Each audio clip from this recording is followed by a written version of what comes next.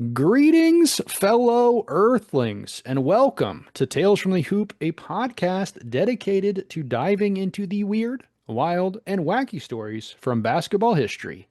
I am your host, Ricky Freck, and today, what I want to do is I want to play this game called 82 and 0 the entire time, but instead, I'm going to be telling a story about one of the PBA's best ever players to my brother. The king of 82 and 0, Lazy Dave. You've gotten better than 78 and 4? Whatever I sent you, which I think it was actually 78 and 4. Wow. So I discovered a game today called 82 and 0. If you haven't played it, I mean, it's been out, so I'm sure you maybe have heard of it. I just found it today, and they added a new mode where you can't see the player stats, but you're trying to draft a team from all random eras and teams in basketball history to make them not lose a game. And I've lost a lot of work time today playing this game. It's very fun. I was on a heater earlier. I had a really solid team. I should have used a skip at 4, but I was like, let me just it was a Nick in the 70s, and I was like, I know most of these names, so I Yeah. I think I picked Clyde, and then uh and then I got Detroit from the 70s. And Mm. I didn't know a single name, not even close. You don't know a And single name from Detroit from the 70s? no. Wow. Okay. I mean, there were like some names that I recognized, but I couldn't tell you what they did or like if Right. they were great. And so I was like, oh, this will be easy. I'll just re-roll the decade and then it'll be Detroit in the 2000s You don't or want that. You don't, '80s. it's bad. Well, I just figured it's Detroit. They're just going to be Yeah. better. Got the '60s instead. It's like, okay, cool. So let's re-roll the team. And then it was like the Hawks. And I was like, all right, great. So I lost. The Hawks, that's a good one in the 60s. Who do they have? Bob Pettit. It wasn't the Hawks because Bob Pettit wasn't on there. Oh, It was okay. not again. I failed Yeah. at the end, and I It's, don't think you would have been able to save me. I could yeah. not recognize the names. I will say today, I think I got Detroit in the 60s at one point as well. And I was like, oh, yes, it's George Yardley time. But I forgot. I think he retired in like 59. But I was like so excited to get to use George Yardley. I I also, Go sorry, ahead. I cooked up a sick one with like it was. I needed a power forward, and I had Hmm. the Celtics in the 2000s or Hmm. 2020s, and Blake Griffin was on there. I thought it was like your best season ever. Oh, And so I was like, boom, or maybe center because I yeah. you could do Jalen Brown. But either way, I was like, Blake Griffin, let's go. And then there was another that I thought the same of, like someone late on the Nets. Uh-huh. And then when I got the score, it was like he averaged 4 points. And then And you realized it was I was like, Blake oh, Griffin on the Celtics. Not yeah, on the Celtics. Got it. Yeah, I that game is very fun. I cannot wait to finish 82 and 0 and then the next challenge be to go 0 and 82. Ooh, that'd be See how fun. low you can go. That That'd would be be fun. fun. Okay, so we're not going to do that today. You should do it if you haven't at home. It's very fun. Today, instead, we're going to talk about a guy from the PBA. And by PBA, do you know what that means? Pro Bull Riding Association. See, my first thought was Professional Bowling Association, but it's neither of Hmm. those. It's a basketball Uh, league. Pabst Blue Ribbon Association. You are so close, Okay. and you'll see why very soon. Not All very right. soon, actually. It's going to take a while to get there, but you'll see eventually. On May 31st, Hmm. 1956, Billy Ray Bates was born in small town Mississippi. Now, I have to say, do you know that name at all? Billy Ray Smits? Bates. Billy Ray Billy Ray Bates. Bates. No, Okay, good. Because I not wanted to even do a this little bit. episode last year when he got mentioned in something that we'll talk about later. Hmm. But I didn't want to do it because I wanted to wait and make sure you had no idea it was coming. Billy Ray Bates. Hmm. Okay. He was the second youngest of nine children, and Oh, his family lived in a house with no plumbing or electricity. is like Amish community, or do we know No, like the story behind that? yeah, I do know the story behind it. It is Okay. not Amish. My They bad. were essentially a black family living in a small shack on a white millionaire's farm, working as sharecroppers in That's 1956. Wish I wouldn't have made jokes about that. It's pretty horrible. I Damn. wrote, it might have been 1956, but in Goodman, Mississippi, it sure sounded like the Bates were living in 1856. Ugh, yeah. Damn. Okay. Then it gets even better because Billy Ray's father died when he was 7 years old.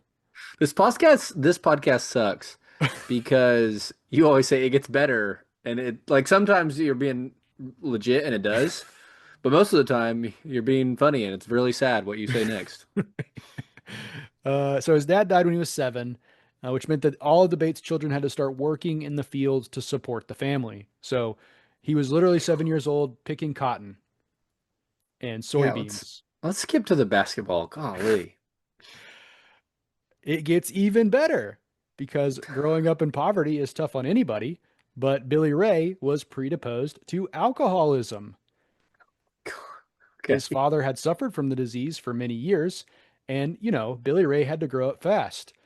And that Ugh. extended beyond picking cotton as a youth to encompass the world of hard liquor. So Can this you is just get terrible all around. can you Great. guess how old he was when he first tried malt liquor? I really hope that it's 17. I really want it to be 17 or older. He Please was be 10 7. years old Yeah, I knew it was gonna be. and was heavily dipping into pure moonshine when he was 14. No, that's Now, horrible. good news, he tried cigarettes and marijuana when he was 16, but he didn't like either of them, so he just stuck to drinking. I could have had the best of all. Dang. Still, he was picking cotton and soybeans, which all day long, which turned him into one hell of a strong athlete. He wasn't quite as big as his 6'6", 250-pound dad, but he still towered over most people in his small town. Dang, 6'6", 250. It's That's huge. that's a big boy. It's a monster. Now, Billy Ray didn't really care about school. He didn't want to go. He only went to school so he could play basketball. And he Okay. happened to be very, very good at it.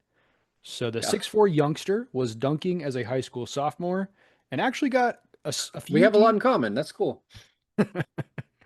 he actually got a few D1 offers, but it was also reported that he never learned how to read full-on sentences. I mean, I'm not surprised, but damn. So his questionable schooling kept most universities out of the question for actually attending. So he didn't go to a big school. Instead, he ended up at a school called Kentucky State. Man, if he would have been born 30 years later, they would have overlooked all that, you know? They would have Now, just I been didn't write like, about this, but his high school coach pretty much did like overlook everything and just was like, "No, this guy's going to be the biggest thing to come out. So don't pay attention that he can't read or that he yeah. doesn't know how to spell. Just like He keep pushing him forward." But he was it's only like, worked "Don't so worry, far. I'll be the teacher too, guys." Yeah, I'll teach Billy Ray. So Billy Ray signs with Kentucky State. Now, of course, like it's a NAIA school, so stats are Okay. pretty hard to come by. I found one source that claims he was averaging about 20 points a night during his last 2 years. He could dunk on would dunk, not could would dunk on just about anybody whenever he felt like it, and was routinely just like loved to take threes. Like even Okay. before the 3 point line was a deal, he was just like standing as far back as he could and jacking them up. Sharpshooter. The Thoroughbreds, which is spelled Thorobreds, which is a Okay. weird way to spell thoroughbreds, but that's what Kentucky State's mascot is. Were also ranked pretty highly heading into the NAI tournament during his 5 years there. But they never won it. They had won it in like 70, 71, and 73. He got there in 74, and they were like the number one or like a top three team. I think 4 of the 5 years he was there, but they never made it all the way to the championship again. In 1978, the Rockets picked Billy Ray 47th overall in the NBA draft. Of course, most teams were a little worried about bringing in a guy who played at such a low level. Sure, he was dominating, but like, what's the reason that he's not playing for like Kentucky or Mississippi State or Ole Miss or some Memphis, some Yeah. Yeah. relatively large school? And he so he shows up to camp and he's playing pretty well. Uh, he would have probably had a chance to make their final roster, but then his agent went up to their management and told Houston that their third round pick, Billy Ray, needed to have a guaranteed contract or he wasn't going to play. Okay. Which Yep. obviously, like nowadays, is not too wild, but like back then, not a lot of people were, especially in the third round, you were not getting Yeah. guaranteed You contracts, didn't right? have the leverage necessarily to Yeah. be. Yeah. Because this is 78. I mean, I think this is before like real free agency even.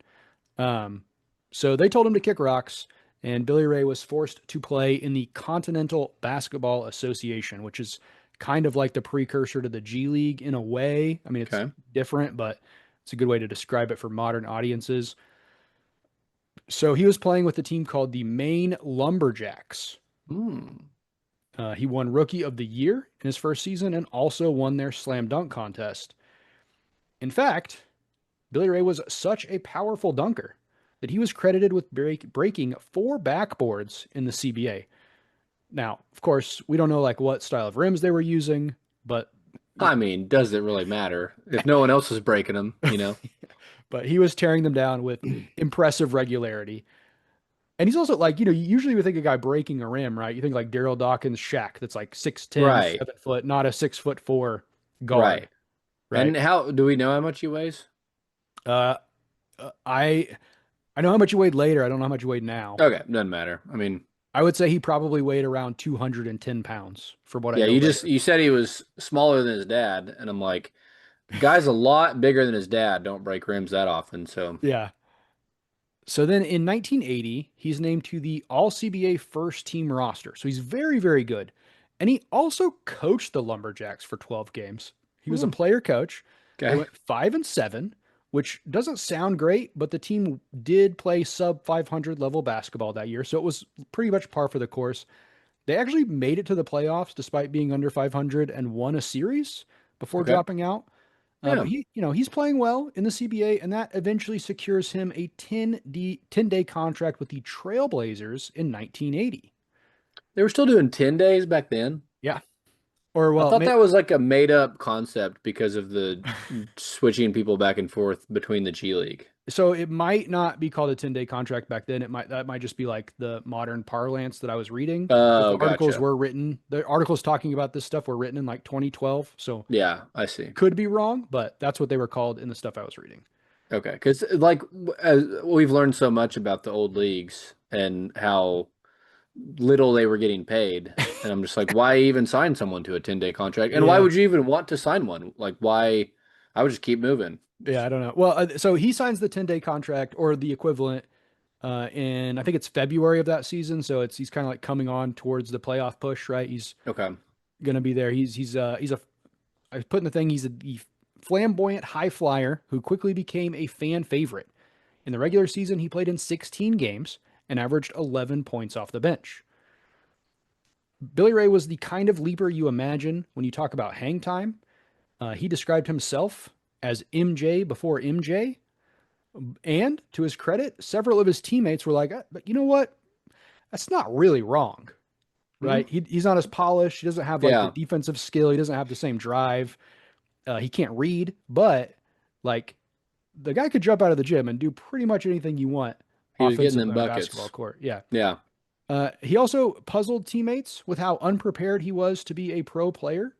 His teammate Jerome Kersey once said that a trainer told Bates when he first got there to open a checking account so that he could pay his bills with checks. And Bates responded, "What are checks?" I was gonna say, there's no way this guy knows what's going on, and it really, I'm sure people think like, oh, it's crazy. This guy I've probably never heard of is being compared to Michael Jordan, but like, imagine if he would have grown up differently, or Yeah. Uh-huh. if he would have just had a little more opportunity to not be an alcoholic at age 10. Well, Like, and that's a thing that's definitely like in a lot of the writings, which I might have put it here later a little bit about it, but like the level of poverty and like lack of opportunity this guy had to be able to come out and even like step foot on an NBA court is like right, way more impressive than most other players, right, especially like absolutely. nowadays who like have I'm not gonna say everything handed to them, but like it is, when you are a good player now and you can make it in the AAU circuit, like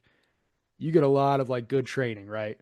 The Boozer Bros had to work for it, okay? They absolutely did. I'm not saying they didn't. I'm just saying like not many people these days have it like this guy did and make it to the NBA. You know what I mean? Like I'm just saying, I'll call your dad.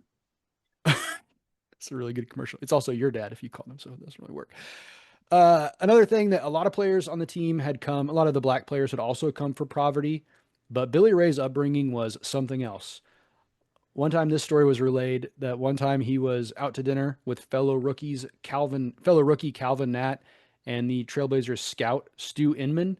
Okay. And Bates Fun. learned that what? Fun. Bates learned that Nat was also from the South, and he asked if he also grew up eating squirrel and possum. Damn, not fun. And Nate burst out laughing, and Inman was left wondering how they were going to help this guy who came from a completely different world adjust to life in the NBA because it's just so different from what anyone else is used to. Yeah, that is squirrel and possum. The good news is, on the court, that kind of stuff didn't really matter. Portland made the playoffs, and Billy Ray caught fire. Now, the Blazers did lose in the Sonics in three that year, but he averaged 25 points, 3.3 rebounds, 4 assists, and nearly 2 steals per game. Dang. Okay. David He'd be Halbert, great for your 82-0. well, yeah, for the 3 games in the playoffs. I was actually thinking about that today. Like if you just went off their playoff stuff. Hmm. David Halberstam probably said it best, describing how Coach Buckwalter saw the young Bates, saying, "Buckwalter, who could look at him and instantly see the natural ability, and then with his practiced eye, see all the things the young man had never been taught, all the things other kids with better luck would have learned by their second year at Indiana or UCLA or North Carolina. Bates was to Buckwalter terribly poignant, a stepchild on the court. He felt a sadness that so much talent was being wasted, and then secondly, a coach's fascination, because Billy Bates was everything a coach could want in a player, at once so terribly untutored and so talented." Yeah. Dang. So his performance in the playoffs secured him another season in Portland. And Billy Ray continued to impress, averaging 14 points in 77 games. Then the playoffs hit, and Bates again rose to the occasion. Portland lost the series once again to the Kings, this time in three, but Billy Ray averaged 25.3 points, 4.3 assists, and just under 2 steals per game. That's such a crazy jump from 14 to 25. I'm not completely sure if this still stands today, but for a very long time, his 26.7 points per game in the playoffs were the highest average by any non starting player in NBA history. And I believe his 82 playoff, where he averaged the 28 points we just talked about, is the highest average a Trailblazers player has ever had in the playoffs. Now, again, he only played in 3 games, so it's a little different than like going on a long Yeah. run, but still, I can't think of a player that's come off the bench and averaged 26. yeah, it's wild. I can't imagine it. Like, unless Ginobili just had a Yeah, freak. true. But even that for a whole playoffs, no way. Maybe like a 3 game span. But True. So for all the good he was doing on the court, actually, I was trying to think. Uh, you think even today that's still true? That was what I was trying to think because I didn't really look it hmm up, but like people score so much today. I guess they scored a lot in the '80s too, so it's kind of similar. But I just feel like everybody's putting up points nowadays. I don't, but I just also feel like if you're capable of putting up more than 20 points, you're starting. Yeah, I mean capable because there's a lot of people on the Thunder that are capable of putting up 20 points a game that are not starting. Oh, really? Didn't seem like it about a week ago. I mean, yeah, that that team will be fine. They need another ball. They really, I think they got to get rid of Lou Dort. Let him go. I mean, It saved them a lot of goodwill, and they have Case and Wallace. He's good. We're good. I don't want to call You know anyone that? a liar, Uh huh. especially a fellow podcaster like Are you Rich talking to Paul. me? Huh? I'm a liar?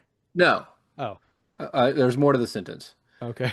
But I did find it very funny that Shea, in his interview, his post game pre or post season press, said he trusts Presti and they can do whatever they want, except for he spoke Chet's name. Like we can't get rid of Chet. Like he said Yeah. that, Hmm.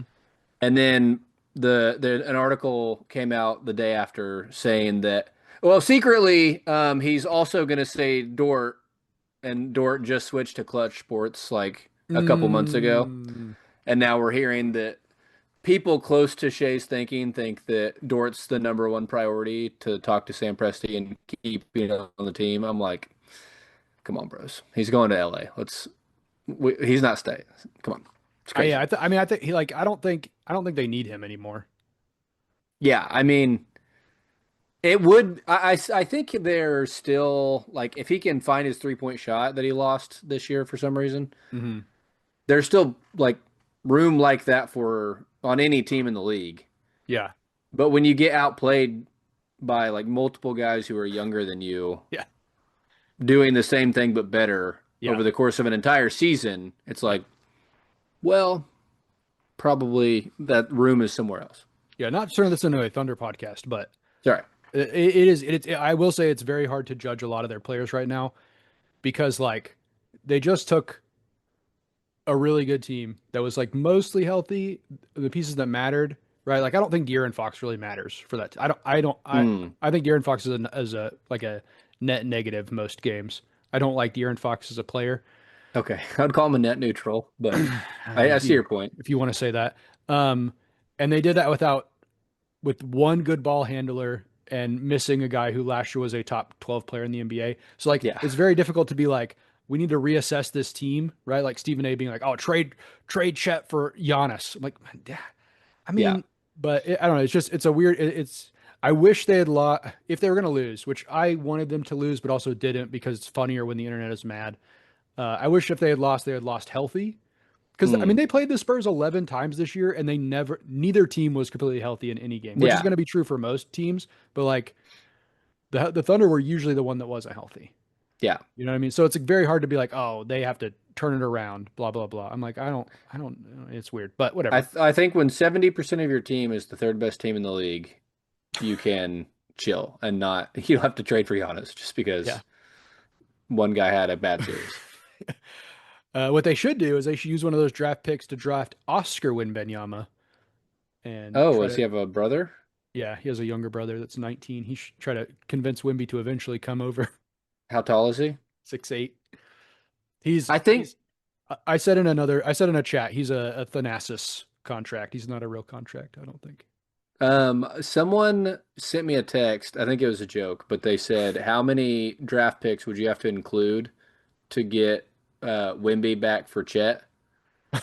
And I said, All "There of them? isn't a number. Like You would- it could be 50. I don't think I would say yes." No, if I'm San Antonio, I would never. There's no way he's ever walking away unless he wants to walk away. Right. Yeah. Is kicking out the door. Unless he like has a Ralph Sampson like injury where he just like falls apart, which I mean is very possible, right? But Let's hope not. I hope it doesn't happen either. I'm just saying, big Yeah. guys like that, like we've seen like Tingus Pingus. I'm not saying he looked anywhere near as good as Wimby, but you know, like he fell apart and now he's a trash heap. So The over 7 foot, doesn't seem to have the best track record. And when they weigh, under 200 pounds and also over 7 foot, seems to yeah, be even worse. yeah. All right, so let's get back to the story. So for all the good that Billy Ray was doing on the court, he was still consumed by his demons off the court. At this point in the 80s, he was deep into his alcohol and cocaine addiction. Teammates would tell stories about him throwing someone out of a window at a hotel bar, not other players, just like another patron at the bar, or missing a home game because he was too drunk. The Blazers coaches actually had him tailed to catch him doing something illegal to try to get him in trouble so that they could like do something, but somehow he evaded getting caught ever. And then they decided to put him in rehab twice, but he just like voluntarily checked out after a couple days, didn't care. Teammate Michael Thompson said he was a meteor streaking across the Blazers' sky. He had as much talent as Clyde Drexler, he just didn't have the longevity. Still, when he was on the court, he was a legit flamethrower, and that led to a third season with Portland. They didn't make the playoffs that year, so he couldn't show off, and Bates signed with Washington ahead of the 1983 season. They let him go after 15 games, and he signed with the Lakers on a 10-day contract, but was cut after 4 more games. And Dang. that marked the end of his NBA career. But there's But more. it was far from the last time Let's he'd play go. basketball. Ooh, that's fun. See, for all of his fatal flaws, Billy Ray had, and there were many, the guy was such a pure hooper that it could carry him for a long time, especially in the right place. Okay. So, in I'm just glad 19 we're not taking a left turn into like serial killer or, Oh yeah. whatever. No serial killers. I will say it like it gets better but also worse. Okay, good. We'll get there. In 1983, Billy Ray went to the Philippines to play in the Hmm. PBA, the Philippines Basketball Association. The PBA. Wow. Okay.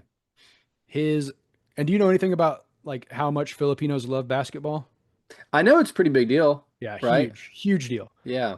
So his combination of scoring ability, showmanship, and over-the-top personality made him an instant fan favorite with the basketball-loving Filipino public, who christened him Black Superman. Okay. Nice. Fun. In fact, he was so popular so quickly that a local company made a shoe line called the Black Oh, Superman shoes and sold it to the public. I'm Like sure that went over well with all the IP uh, copyrights. they were basically like Air Force Ones without the Nike swoosh, and then it just Love said it. Yeah. Black Superman. Okay. This is the best. He also started coming to games in a cape Heck yeah. Okay. and wore it while dunking during warm-ups. So really, Shaq is the fraud. He wants to claim that Dwight Howard stole it from him, but come on. Jack is the fraud, which is funny that you say that. Remember, you said that for later. Bates would Okay. later say, quote, "They loved me. There I was like Michael Jordan. I could have anything I wanted. All I had to do was snap my fingers. I had my own condo, my own car, and my own bodyguard with an Uzi. I had to fight off the women." I love it. Great. Good for him. More people should do this. Have a bodyguard with an Uzi? No, more like I don't want to call them failed, but like high level basketball players that don't make the Yeah. NBA Oh, yeah. should go to the, tiniest basketball markets in the world and just be Superman. Yeah. The Jabari Parkers of the world. I've always thought that. I mean, I always thought there was for a while it was like potentially LeBron is going to go play in Spain because What? there's things about like I mean not really but like there were talks about the money restrictions were different so like they could afford to pay him way more if he wanted to. Oh, there's So no salary cap, so they can just yeah, be so there was like, like legit not really not like real talks from his side but it was like he could make like double the money he's making in the NBA if he went and played in Spain. yeah. I do. I remember we were there when Live Golf started. People were like, Mm, could they do this in other leagues? And it was like, if you just took all the players over 37 in the NBA, they would still be a pretty legit team or yeah. team group of teams, but like they know they're not going to win in the title probably, so they Yeah. might as well go make a bunch of money. Isn't that kind of what the Big Three League is Right, but with money behind it? with money behind it so that you could get LeBrons instead of Yeah. Caron Butlers. How dare you? So I rude. didn't mean to pick a name, I'm sorry. During his first season with the Crispa Red Misers, he played 46 minutes a night, averaged 42 points, 11 rebounds, and 6 assists per game. Okay. Nice. And in some ways, that might have been his worst healthy season in the league. However, we would have to wait a bit to see him back in the PBA because Hmm. Billy Ray decided to leave the country after the season and spend 2 years in the Swiss League before going back to the Philippines to join Ginbra San Okay. Miguel. Yeah. In 1986, Bates Okay. averaged 50 points, 13.5 rebounds, and 5.5 assists per game. Damn. What a The next, legend. the next year, he dropped 55 points, 15 rebounds, and 5 assists a night. That is 75 total. Over the next 3 years in the PBA, over those 3 years in the PBA, he won 3 total titles and was named the best import player twice. Now you might wonder why I say total titles. It's because they had kind of two leagues. So his first year, he actually won 2 PBA championships. Okay. It's weird, but Yeah. so he's playing well, He was but selling so many more tickets than they'd ever sold. They were like, just spread it back. just Do keep another going, one. keep going. Yeah. So like his first year, he played in like 46 games, and then the next 2 years, he played in like 25 games each. So Okay. I don't know exactly how it worked, but just to give you a rough idea. Okay. So just because he's playing well, don't take that to mean that Bates gave up drinking and partying. Oh no. Supposedly, he never played while drunk, but many of his teammates say he probably could have put up 25 a night wasted if he wanted to. And the Filipino public worshipped him. He could go out drinking whenever he wanted and basically never have to pay for anything. And that was kind of the norm for the players in the PBA. Everybody partied. But when former teammates were asked about Bates, the first word out of their mouths was usually, quote, crazy. He's the partier. They said that he drank whiskey like a normal person would drink a beer. Oh boy. Okay. He brought That's a not good. no, he brought a squeeze juice bottle to practice that he claimed he filled with orange juice. And one day at practice, teammate Atoy Ko opened it, and the whiff of Johnny Walker just about knocked him on his ass. Oh my gosh. I love this. On top of the drinking, Bates was also putting up Wilt Chamberlain like numbers in the bedroom. Oh, okay. Teammates say he regularly hit the town with no fewer than 4 ladies on his arm. Oh my gosh. Manila was full of basketball groupies, and Bates took full advantage. Though, for what it's worth, he was known to toss around the pesos, so at least he paid well for their services. Oh my gosh. Okay. Good Lord. So the team was like, we got to do something about this. He can't just be drunk all the time. So they decided they like would hire. Can I? Yeah, go ahead, please. Yeah, he can. If he's averaging 55 points, he can do whatever he wants. It doesn't So, matter. so they would always, for the import players, because they knew this was going to be a problem, they would always hire like a driver for them. So the driver could like try and talk them out of doing it and like try to Hmm. get them back to their hotel room. But Billy basically, basically like Billy Ray would go back to the hotel whenever he was supposed to, and then pay the driver like $10 to not look. So when he like went down the stairs and just went back out partying, so he Oh was just paying off gosh. his drivers. So the team Heck yeah. decided they were going to institute a weight system. Weight system. So Okay. they're going to weigh him before every game. Ah, gotcha. Okay. If he's under 210 pounds, he makes an extra $100 every game. That's fun. Now I you don't might know be if like, that's gonna help, but that's not a bad idea, right? But games are every 5 days. So he would just go out and party for 3 days yeah. and then not eat or drink anything for a day and almost always make weight. Good Lord. So It's a good in system though. yeah, so in 88, Ginbra changed his name to Anejo, which this is very common in the PBA to like drum up fan support. They would change their name to promote something. So Oh fit, yeah. fittingly, they changed it to Anejo to promote a new brand of rum, which is really great Okay. for Bates being on your Sheesh, team. man. Okay. So he played in 4 games, averaging 31 points, 11 rebounds, and 4 assists, but the team lost all 4 games, and Bates was released after failing to live up to his promise to cut back on the partying. Okay. He played in Switzerland, Mexico, Uruguay, and back in the CBA in the States for a few years before hanging him up. So it's the 90s. Bates is pretty much out of the public eye. No one's really knows what's going on with him at this point. At least, like, I mean, I'm sure people know, but he's not like a going concern with the basketball loving public. Yeah. Unfortunately, when he did pop back up on January 17th, 1998, it was not for a good reason. So there's some conflicting accounts of exactly what happened, but the way Bates told the story is that at that point he was doing pretty well. He had 2 jobs. He was supporting his wife and his 2 stepdaughters. But one day, on that day, January 17th, he decided, you know what? I'm going to buy this 40-ounce bottle of malt liquor after playing the lottery. And after I drink this, me and my stepdaughter are going to go to a matinee. He drank the 40, and then he said, you know what I'm going to do now? I'm going to buy some vodka. And then I'm Okay. going to take the vodka with me, and I'm just going to walk around town. Hmm. Now, Don't do it. I don't know how old these people were, but he ran into a group of what was described as a group of younger kids, Hmm. and they all started drinking together. Okay. Well, then I really thought we were going to straight to fight, but Again, I don't know how young. I don't. It said younger kids. I'm assuming like 19 or 18. I'm assuming this wasn't like youths, but who knows? They started talking about getting some cocaine, but unfortunately, nobody there had money, including Billy Ray. So Billy Ray had a knife, and they decided they were going to go rob a Texaco gas station in New Jersey. okay.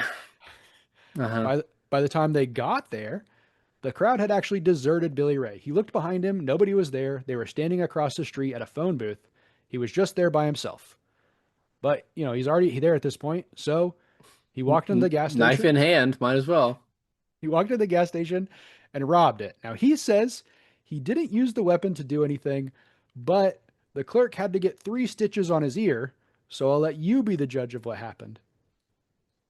I didn't touch him. Now, we don't know. We didn't see I don't think the actual assault is on camera, but him like walking in and doing stuff is on camera. The police tracked him down a few blocks away. He was passed out on a lawn. Can you guess how much money he stole from the gas station? $13. $7 in his pocket. Oh yeah, you're not thinking that much when you're. After the Could you be? Could you imagine if you're the guy and he's like, "I'm gonna hurt you," and you're like, "Just take the money," and it's like, "Okay, that's good." You're like, "Great." $7. Now, I guess like you could say that maybe the kids followed him and took the rest of the money from him or something. That could have happened. I don't know for Yeah. sure. But after the trial, he was sentenced to 5 years in prison for first-degree aggravated assault and second-degree assault. He was paroled in March 2005, but 18 months later, he was back in prison for nearly 4 more months after violating his parole with a failed drug test. Now, again, we don't know the specifics, but Billy Ray claims that his wife had given him cough medicine that he didn't know had codeine in it. Yeah, yeah. So it wasn't his fault. He had no idea. Right. Yeah. His story does not end. She bought it from the gas station. His story does not end there, though. In 2009, Billy Ray submitted an autobiography titled Born to Play Basketball. Why did you say submitted? Like he submitted it to a publisher. Right. Okay.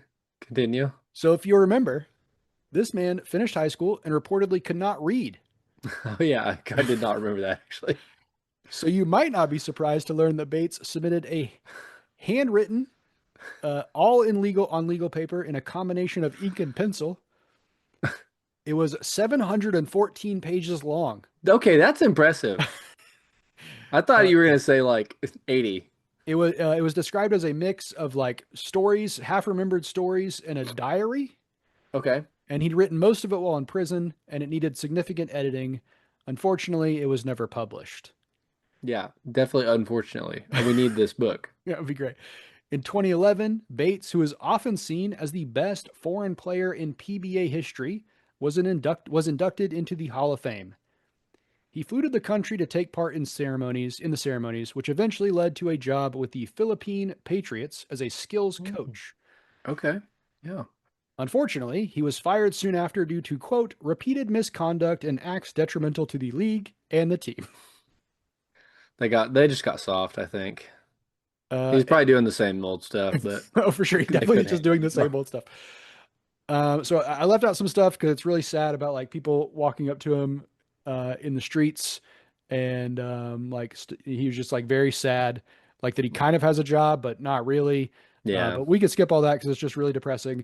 In a 2025 segment of Inside the NBA, Shaq shared the sad news that Billy Ray had passed away after Chuck wondered if he was still alive.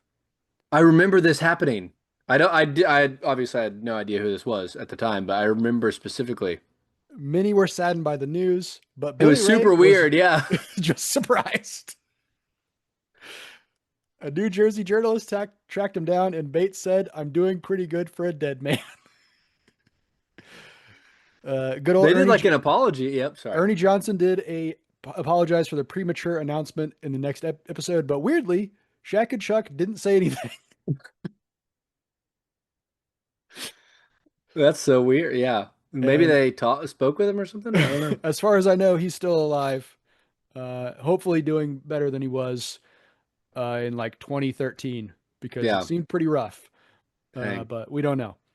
I mean, if he got in touch with a journalist, that's good. Yeah, yeah. So that is the story of Billy Ray Bates. Wow. I thought you might remember it when we got there, but I was really hoping you had forgotten the name.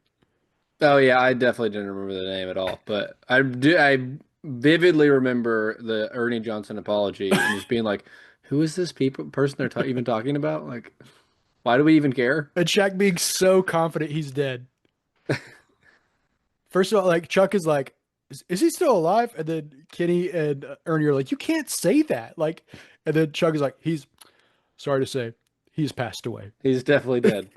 Don't quote me, but he's dead. And I then know for a Ernie just fact. comes back from and it like it cuts to Ernie and he's like apologizes and then it just cuts to a commercial and then Yeah. they come back. It's crazy. It's one of the wildest things ever.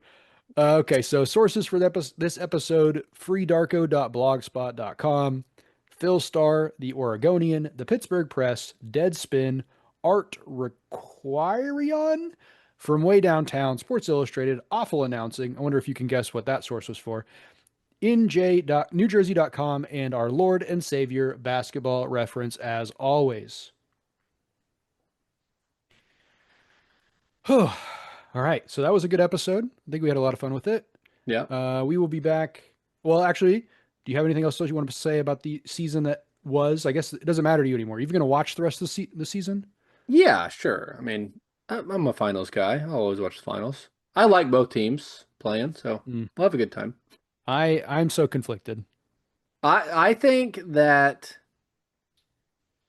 Wimby is a little um I'm such a hater right now, so let's all try to remember that. Mm-hmm. I do think there's some weaknesses in the game. In Wimby's game? Yep. Okay. And Is his name Jokic? I think that Cat's gonna exploit them. Oh, I do think that as a Knicks hater, I think they should be very glad they got the Spurs and not the Thunder. I think I 100% agree. I think the Spurs would walk or the Thunder will walk all over them. I do still think they're going to lose to the Spurs. What? I don't think the Thunder would walk all over them. The As currently Knicks? constructed. The Yeah. Knicks? Yeah. No, because so I mean because like the Knicks is the reason. I mean I don't know. When I've watched the Knicks, there's been a lot. There's a lot of holding screens for Yeah, we can Brunson. do that now. Yeah, but I'm just saying like it doesn't work as well when you're just screening to like, oh, we went from this A plus plus defender to this other A defender. You know, it's a big difference Yeah. with the Thunder between the Cavs, who it's just like, oh, we're just gonna like Get him put on old Harden. Yeller out to pasture and shoot James Harden in the head because he's so old and bad. It's a big Oh, difference. yeah. That's fair. And I think that Chet, well, like very disappointing in that, especially in that last game. Um, I think like he matches up pretty decently. I don't know, I think because I have two bigs, it helps too, right? Like the Spurs don't have two big guys like to go toe to toe with like Mitch Rob and well, Mitch Rob's broke his finger, so who knows what he was doing. Yeah. But Yeah. I don't know. I don't believe in the Knicks as much as like my LeBron sexual in me kind of wants the Knicks to win now because I think like Wimby and Dylan Harper need to like hurt some before they win a title. Yeah. Uh, I don't. I mean, and I know I said that I thought the Thunder were going to win in five, but to be fair, I did say that when I believe we didn't know if AJ was going to be out for the rest of the series, and Yeah. that was a big turning point. I don't know, but I know. um, you know, what can you do? That's the thing. That's why we've been so. I think this is the fourth year in a row with different. Neither team has been. We've had like different A teams in the finals repeat. every year, Yeah. and I think 8 years we haven't had a repeat champion. And I think the big reason for that is like there's two reasons for that in my opinion. One, there's too many good players in the league. We need expansion to some degree. If you well, I would say we don't need expansion because I like the parity, but excuse me, goodness, if you want to get back to where we had dynasties, you need more. You need the players spread out some more. But then Yeah. on top of that, I do think that like the way the modern offensive game is played, where it's like so many step backs, so much like dribble movement and like quick jumps and stops. They're like ACLs, Achilles are going to keep tearing all the time. Hmm. Hamstrings are going to get messed up. Like it, just the way they play is so hard on your body. That like it is just becoming, and it's a similar in the NFL too, right? Like it's just like who's healthy, right? And Right. like not that that's not important. It obviously is important, but like someone, someone I was in a chat the other day, they were like, we're one torn Achilles away from the Thunder not having a title. And I'm like, well, you're also one pulled hamstring away from the Thunder having two titles. So you Yeah. know what I It's mean? a great Like it's a great point. it's everybody every team that wins something is going to have some degree of luck, which is why, like, I don't know if you saw this, but Jalen Williams was like asked a question and said something that was like, yeah, we got lucky last year because we didn't have injuries. The Spurs got lucky this year that not many teams would get as far as we did with so many injuries.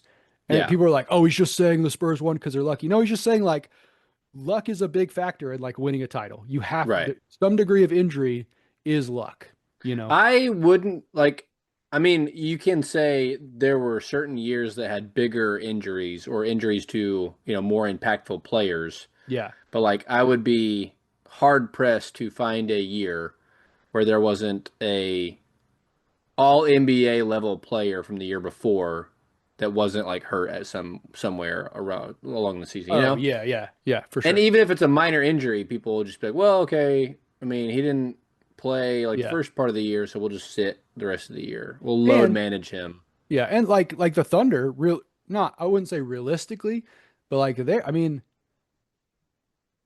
they're three injuries away from potentially having four titles in the past 15 years.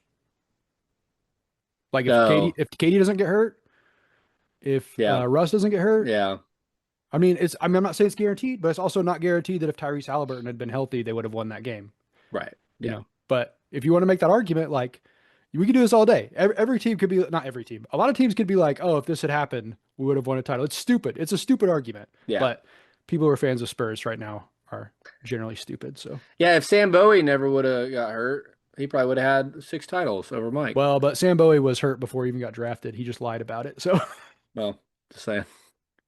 and they didn't like for some reason in 1983 they didn't do their due diligence apparently.